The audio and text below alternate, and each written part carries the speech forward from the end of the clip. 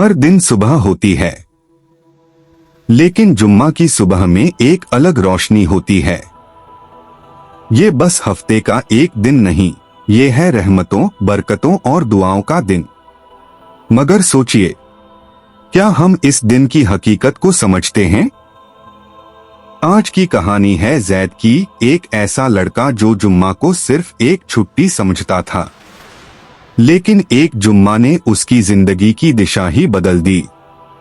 जैद एक आम नौजवान था।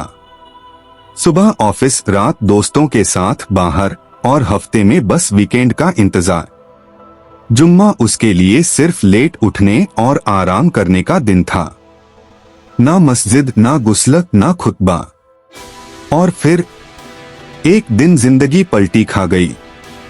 नौकरी चली गई, माँ की तबीयत बिगड़ गई और जैद अकेलेपन और बेबसी में डूब गया। तभी उसने अपने पुराने दोस्त बिलाल को कॉल किया।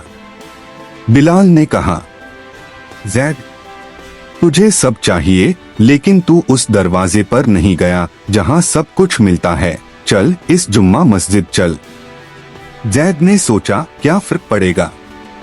लेकिन फिर अगली सुबह उसने गुस्ल किया, सफेद कपड़े पहने, इत्र लगाया और पहली बार दिल से मस्जिद गया। खुतबा सुनते वक्त उसकी आंखों से आंसू निकल पड़े। इमाम साहब कह रहे थे, जो जुम्मा के दिन किसी के लिए दुआ करता है, फरिश्ते उसके लिए वही दुआ करते हैं।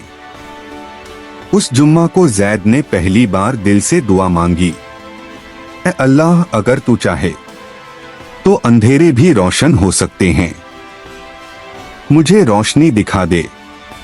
फिर एक जुम्मा, फिर दूसरा। वो हर हफ्ते मस्जिद जाने लगा। उसकी माँ की तबीयत धीरे धीरे ठीक होने लगी। एक नई नौकरी का ऑफर आ गया और सबसे बड़ी बात, उसे अपने दिल में सुकून मिलने लगा। जैद को समझ में आ गया, ये सब उस एक दिन की बरकत थी। जुम्मा ने उसे उस रब से जोड़ दिया था जिससे वो बहुत दूर चला गया था। जुम्मा ये सिर्फ खुतबा सुनने का दिन नहीं, ये एक ऐसा दिन है जो रुकी हुई जिंदगी को चलाना जानता है। ये हमें याद दिलाता है कि हम सिर्फ दुनिया के लिए नहीं बने। ये दुआओं की मंजूरी का दिन है। ये एक नया आगाज बन सकता है, जैसे जैद के लिए बना। तो मेरे भाइयों और बहनों, अगले जुम्मा को उठो, गुस्ल करो, दिल से नमाज पढ़ो, दुआ करो। शायद तुम्हारी जिंदगी भी जैद की तरह बदल जाए। जुम्मा मुबारक हो। अगर यह कहानी आपके दिल को छू गई, लाइक जरूर करें, कमेंट करें जुम्मा मुबारक, शेयर करें किसी ऐसे इंसान के साथ जिसे हिम्मत और उम्मीद की जरूरत है, और सब्सक्राइब करें ऐसी और रूहानी कहानियों के लिए।